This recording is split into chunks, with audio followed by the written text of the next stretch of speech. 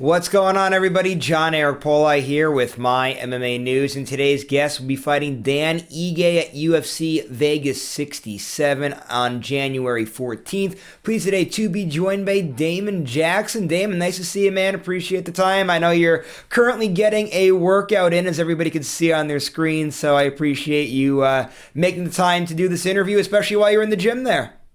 Yeah, man, just getting a little bit of cardio in. We're getting some weight off, just keeping it low. So I got hard rounds tomorrow, so today's just kind of a chill day. All right, so before we get into fight-related stuff, I do have to ask about the holidays. At the time of recording this, the Christmas holiday just wrapped up. New Year's right around the corner here. So just how are the holidays, man? Oh, it's great. We just moved into our house right after my last fight, so we had everybody at our house this year. So it was nice to not travel at all. So especially during camp, just getting to work out in at the house and getting to go to the gym whenever I wanted. So it was good. All right, so yeah, you moved obviously during the kind of the cold weather season. I know my sister a few years ago, her and my brother-in-law, they made a move in like, I don't know, January, February. It was crazy with the weather. I would never recommend anybody moving during that cold weather season. So what was that like, kind of moving in? Or were you kind of not as bad because you were more fall probably related when you were getting moved in there? Texas kind of a little south. I know the Dallas part does get a little chilly though from time to time, doesn't it? Yeah, no, here in Texas, like today, it's 65, so it's not too bad ever. We had a cold front come through the other day, and we hit like 20s, but for the most part, it's like 40 plus every day. So winter is not bad here. Yeah, well, I could tell you in Pennsylvania, we don't have the luxury of winters that are, in the 60s like that or anything. We just had a big cold front come through. It's nice now. Weather right now, it's in like the 40s or 50s out here, which is like a big heat wave for this time of the year. It feels really nice. But anyway, I have one other holiday question for you here before we get into the fights here. Like I said in the beginning, at the time of recording this, it's right before the New Year's holiday. You guys have any sort of plans or traditions? I don't know why. It seems like everybody in my area, Pennsylvania, has to eat pork on New Year's Day. It's supposed to bring you good luck or something. Probably doesn't work, but I digress. Anyway, any sort of plans for the new year there? No, I mean, I remember as a kid, we did something with the black eyed pea, but I don't really get into the superstition, motivational stuff like that. I get into just say you're going to do something and then do it. And then, I feel like it works out faster. You get to start earlier. Like I had a New Year's resolution. It started like a month ago. So, it is what it is. I think everybody's got to do their own thing. So whatever motivates you. But I don't really get into a lot of that. All right, so now let's get into the fight specifics here. We'll start here, right? Asking you shall receive. Let's see, after our last time we spoke, you said specifically pretty much like, hey, when I fight next, I want a guy that's either ranked in the top 15 or somebody that's literally right outside of it, where if I win, I'm guaranteed a number next to my name with that type of a win. So obviously you got the matchup you were kind of asking for there. Just how excited are you for this opportunity? Yeah, no, it's huge. Opportunities are given every day. It's just taking advantage of them, when you get them. So this is that big chance for me to break into that mix of those top guys, and that list is not easy to get on. So it's definitely a goal I've had for a long time, and it feels very realistic to get in that top 15 and make my way down. So I'm very pumped up for this fight. I couldn't be more excited to fight someone ranked for sure. And then as far as getting this matchup booked here, so it's, obviously a big matchup that you're excited for, but it takes a lot in order to get the matchup that you exactly want. Kind of the stars. I mean, like fighters are always calling for stuff all the time, but anybody that, covers the sport or follows it very close knows that kind of the stars kind of all exactly have to align to get that picture perfect matchup a lot of times. How were you able to get this matchup that you wanted, and how was the UFC so accommodating to you? Just kind of explain how this whole fight got booked up here. No, right, like immediately after my fight, like it was like just like 2 or 3 days after my fight, I messaged Dan Ige, Alex Caceres, Julian Rosa, Sadiq. I messaged all of them, and Julian got back to me and said that him and Alex were already matched up. And then Dan Ige hit me up and was like, you've been killing it. I think you definitely deserve a shot. Let's see if we can get one more in this year. So we tried to get it done in December, and it just didn't work out. So they pushed us that first week of January, and we were both adamant to get a matchup, and it just made sense that I get a top 15 guy, and he was willing to give me that shot. So.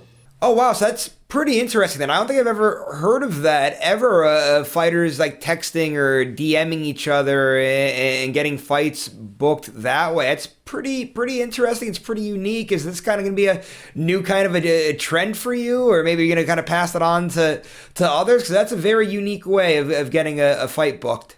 I think it should be. I think that people make a big deal about all these grudge matches, and they're all bullshit. Like there's not like a lot of guys that are fighters, like even in different weight classes, that I don't like.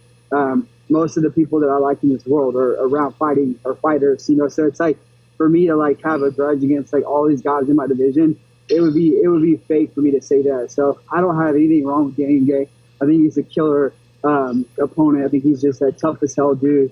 He's been tested by everyone. So I have no right to call him out and say something negative about him or his family or, the way he does things or whatever it is. So I got nothing but respect for him. And really most of the guys in my division, I have nothing but respect for. And I think that's how it should be. I think that if people treated it more like a sport and not a fist fight, then we would get matchups a lot faster. All right, so now with all of that being said, let's kind of get into the specifics here. Training camp going on right now. Everybody, of course, sees you on the treadmill, shedding off some pounds there. Just how has training camp been going for you? Yeah, I'm almost at the end of it. Really just kind of technique right now, managing my weight. And I think I have one more hard day, maybe two, and then I'll be done for my whole camp. So, this is the exciting part where you start shedding some weight, you start knowing that it's about to be go time, and just getting everything in order mentally and physically. Just it's awesome feeling for sure. And I'm going to ask you about some of your teammates in a little bit here towards the end of the interview. But you yourself, you're on a 4-fight winning streak at the moment. A couple of your teammates had some big wins to end the year. What's in the water down there at Fortis? Because you guys are on one hell of a run right now. Hard work, man. I think everybody comes. We all came up together. So we've been together. Our whole team's been together since we were all beginner pros or amateurs. So just you see one guy have success, and that you've been training the same way he's been training. So then you go in there, you do the same thing, and someone else catches wind of it. And so we got a great setup at our gym where all of the fighters, we all teach the classes. So all of our young guys that are, doing these local kickboxing shows or the local jiu-jitsu tournaments, they get to train with us. They're right there in the mix with all of our training camps. And a lot of them are, up and coming guys that are going to be killers. And, it's awesome to be a part of it. And I think everybody's just kind of coming up together and we're all having success at the same time. And just years of hard work paying off. Got one coach, that's a big thing too. And, we just do things the right way here at Fortis. All right, so now let's talk about Dan a little bit. I feel like I don't have the answer at the top of my head. I'm sure somebody out there will probably correct me if I'm wrong here, but it feels like for the last 2-3 years, he's been consistently ranked within the top 15 in the featherweight division. He's had a lot of major matchups within the division. I'm sure you've been looking at him for quite some time now. Just what are your thoughts on him as an opponent? What have you kind of seen out of him as he's been a part of these major matchups here? Yeah, he's been in the best of the best matched up with these guys, and he survived all the fights. He hasn't been finished. So, it goes a long ways when you're fighting Korean Zombie, Calvin Cater, Josh Emmett, all these tough guys. It says a lot about who he is and his mindset, his physical and mental toughness. So I've definitely, I have not taken lightly the fact that he's fought all these guys, even though he does have 3 losses in a row. He's a killer, and he. The Josh Emmett fight was really close, man. It was questionable both ways. So I think that the fact that Josh Emmett's fighting for the title and that Dan just fought him and arguably won the fight, I think it says a lot about who I'm about to match up with and who I'm going in there to fight. So it's got me amped up for sure. I'm ready to roll for sure. Okay, so I do want to ask you a fight location question. This fight's in the Apex. So number one, are you hoping this might be the last Apex fight for you? I know the plan is kind of to start branching out, get back onto that traveling schedule that the UFC was on before COVID happened. Hopefully, COVID is behind us all now and we can start traveling again, getting all around the country and whatnot. But anyway, so yeah, first off, just thoughts on the Apex, and are you hoping it is the last one, number one? And number two, I know you still got to go out there with Dan and have a fight, but I know you are a guy that does usually tend to like the quick turnarounds. UFC is coming to Texas in March. Is that maybe possibly in the cards for you? It's hard to think about, especially having a tough a matchup as Dan. It's hard to think about, the after this fight kind of thing. So I've got to go in there and take care of business. But I would love more than anything to fight in front of some fans and fight in front of my home crowd. I grew up here in Dallas with my pro career. I had 3 fights when I moved to Dallas, and I've had 20-something fights here in the DFW area. And so it would be so cool to have all those fans cheering me on. I have a lot of Texas support, Oklahoma, Missouri, Kansas. I have a lot of support in this area, so it'd be cool if they come anywhere up here. I would love to take advantage of that. But yeah, man, the Apex, it is what it is. Like, you got the Apex there, and right next door you got the PI.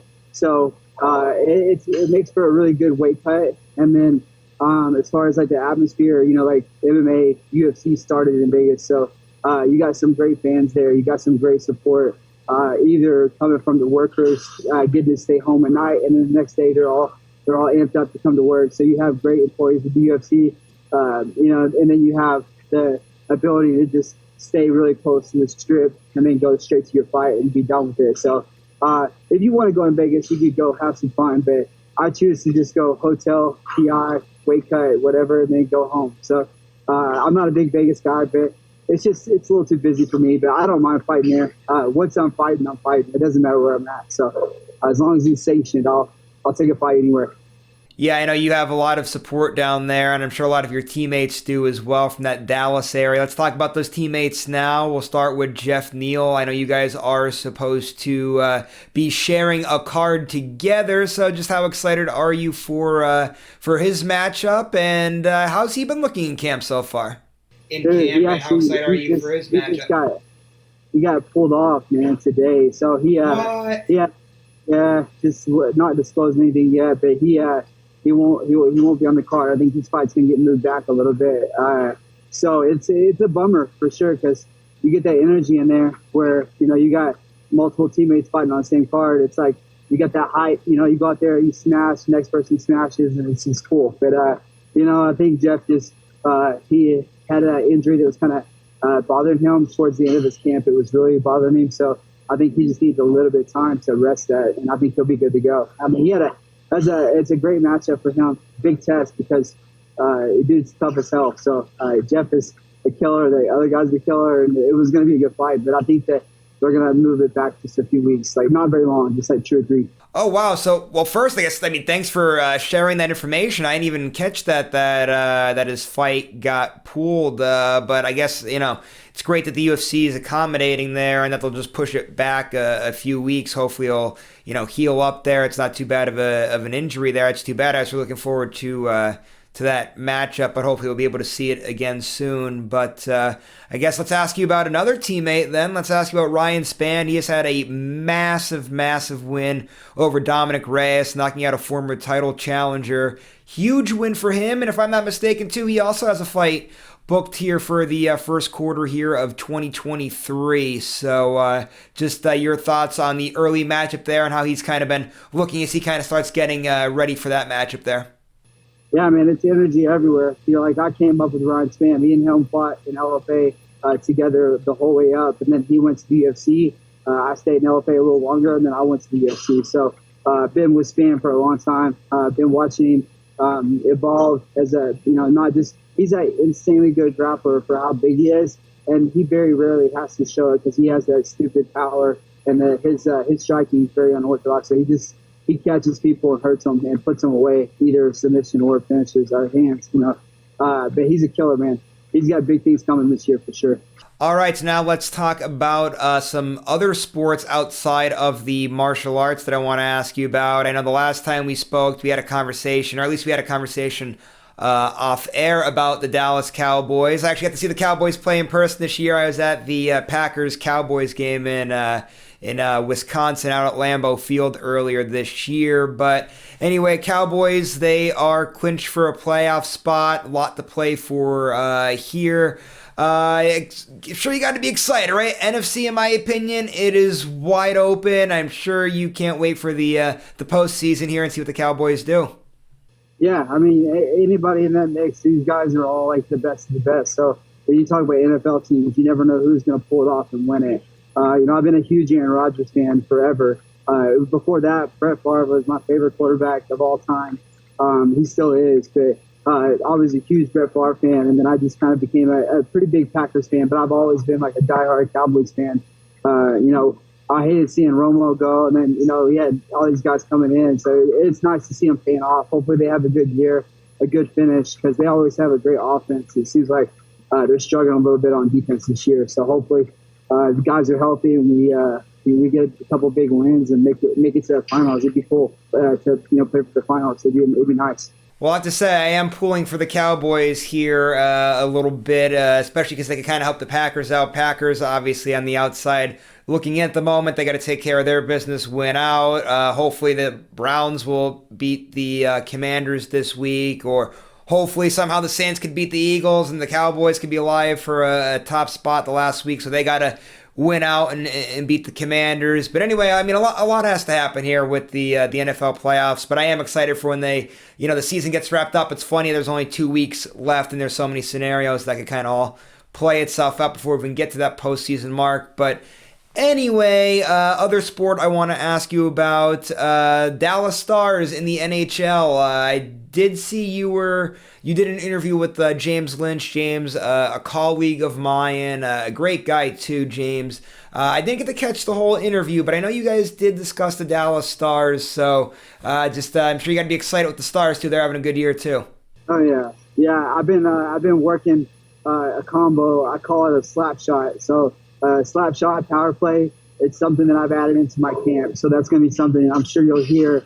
You're going to hear Coach saying that at some point. And, hockey's been a big part of my life the last 4 years. But before that, I really never watched anything. And then I went to a game and I was on the glass and I just became obsessed with it. I was like, man, I wish they would have had this in Oklahoma. It's so cool to see it in person. I would have played hockey all day.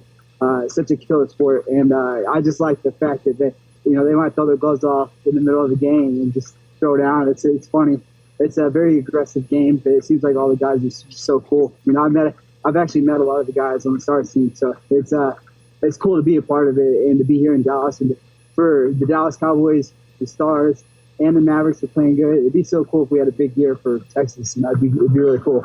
Yeah, hey, same boat as you there when it comes to hockey. I just kind of got into it recently, too. My cousin actually plays on the Seattle Kraken, Matty Beniers. He's one of the favorites to win Rookie of the Year this year. So I just started getting really into the NHL, too. At the very end of last year, I've been following a lot this year. And I did see, obviously, with that being said, Stars top seed in the Western Conference at the moment, or at least at the time of recording this. I'm sure you got to be super excited. Early prediction, Stars going to represent the West in the Stanley Cup this year?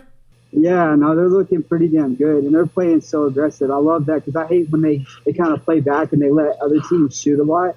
And so it seems like the shots they take are a lot lower, but it seems like the last couple of weeks, they've been shooting a lot more. And so hopefully they pull it off and they make a big run at the end. It'd be nice. It'd be so cool to see them do well, and the Mavericks and Cowboys too. So we got some big games coming up for sure. Yeah, it should be fun to see how kind of the whole hockey season plays itself out too. I know those playoffs are definitely wild as well. So good luck with the Stars the rest of the season there. Anyway, man, really appreciate the time. It was a great conversation today, and I appreciate you doing this too while you're getting that workout in. So anyway, one last thing before we head out: social media, management, sponsors, anything like that you got to plug. Floor is yours. Take it away. I don't do a lot on social media, but it's Damon B. Jackson. But I don't really do a whole lot on there. But I got a lot of support, man. I appreciate everybody's support, and I'm gonna be ready to fight. And I know Dan is too. It's gonna be a big fight, big part. All right, Damon, thanks so much for the time, man. Really appreciate it as always. And again, thanks for squeezing this in while you get your workout in. Just one last reminder for everybody out there. Again, Damon fights Dan Ige, UFC Vegas 67 on January 14th. So make sure you guys check out his fight. Make sure you guys are checking out MyMMAnews.com and going to our social media pages, giving us a like and a follow on there. And one last thing, just before you guys head out, if you like today's interview, make sure you go to the bottom, give this video a thumbs up, and don't forget to subscribe to this YouTube channel. We'll see you later, everybody.